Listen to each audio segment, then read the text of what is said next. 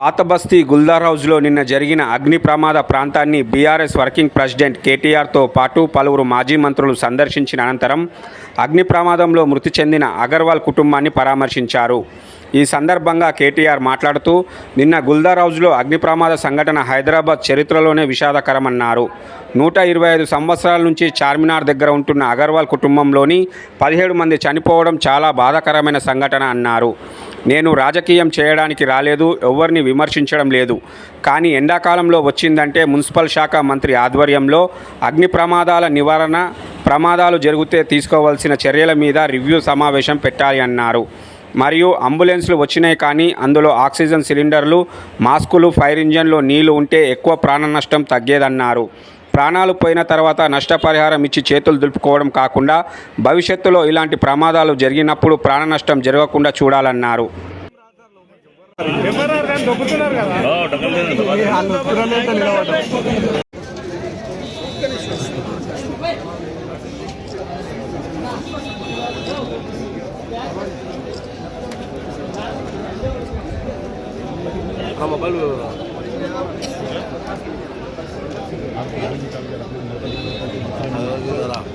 వస్తే అధికారులు కూడా అప్రమత్తంగా ఉంటారు, అధికారులు కూడా చేస్తారు. వాళ్ళు తనలాడేది వాళ్ళు తనలాడుతున్నారు.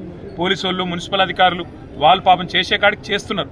కానీ పైన వాళ్ళు పైసలు ఇవ్వాలి, ఇచ్చి అందులో సౌలత్ ఇవ్వాలి, లేకపోతే వాళ్ళ చేతిలో కూడా ఏముండదు. ట్రైనింగ్ ఇవ్వాలి, ఎప్పటికప్పుడు మాక్ డ్రిల్స్ ఉండాలి. దయచేసి భవిష్యత్తులో ఎక్కడ కూడా మళ్ళీ ఇట్లాంటి ప్రమాదం జరగకుండా, జరిగిన వెంటనే ప్రాణాలు కాపాడేటట్టన్నా మన ప్రయత్నం ఉండాలని కోరుతూ, మరి వాళ్ళకి ఇచ్చిన కాంపెన్సేషన్ కూడా కరెక్ట్ కాదు. 5 లక్షలు ఇచ్చిండ్రు, ఇక అదేదో సరిపోతుంది అన్నట్టు. కానీ లోపల ఎంత ఆస్తి నష్టం జరిగింది, వాళ్ళు ప్రాణ నష్టం జరిగింది, ఆ కుటుంబమే ఇవాళ అతలకుతలమైంది.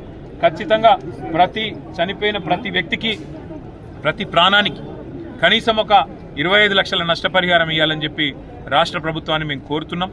మళ్ళా భవిష్యత్తులో ఇట్లా ఎక్కడ కూడా ఎవరికి కూడా కావద్దు. ఆస్తి నష్టం కూడా జరిగింది, దానికి సంబంధించి కూడా ప్రభుత్వం కొంత ఏదన్నా వాళ్ళకి మినహాయింపు ఇవ్వాలి. ఆ కుటుంబం పూర్తి స్థాయిలో ఛిద్రమైపోయింది, వాళ్ళకు అండగా నిలబడాలని కోరుతూ, ఇలా మేము రాజకీయాలు మాట్లాడడానికో ఎవరన్నా తిట్టేందుకు మేము రాలేదు. కేవలం ఇది మళ్ళా జరగద్దు, ఇంకెవరికి జరగద్దు, ఈ కడుపు కోత ఇంకెవరికి మిగలొద్దు అని మాత్రమే ప్రభుత్వానికి మేము విజ్ఞప్తి చేస్తూ, మీ అందరు కూడా హమారే జితనే భాయి